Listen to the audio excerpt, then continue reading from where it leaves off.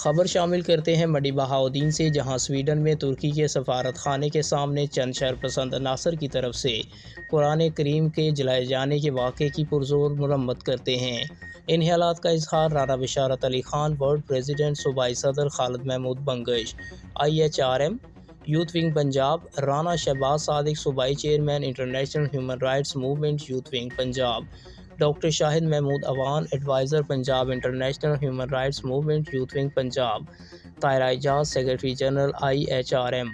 Youth wing Punjab, doctor Syed Muzahir Hussain Zaidi, media coordinator Punjab IHRM youth wing Punjab, divisional chairman Gujrat division Haji Mohammad Tarak Mughal, Chaudhry Mohammad Yasin Waraich, ज़िली chairman Akbar Ali Javed, international human rights movement youth wing ज़िला मंडी बहाउद्दीन और Abuzar Hussain, divisional नायब सदर गुजरात ने अपने मुश्तरका बयान में किया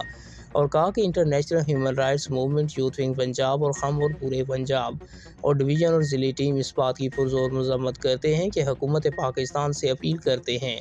कि इनका सफारत खाना बंद करवाया जाए और इनसे सफारती ताल्लुकात मुनक़ता किए जाएँ और स्वीडन की तमाम मसनूआत का फौरी बायकॉट किया जाए कि मुसलमानों की मुक़द्दस किताब जो अहले इस्लाम को अपनी जान से भी ज़्यादा अजीज़ है, इसकी बेहुरमती करने की किसी को हरगिज़ इजाज़त नहीं देंगे।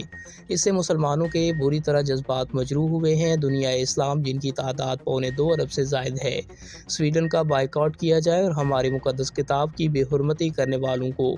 करार वाक़ई सज़ा दी जाए।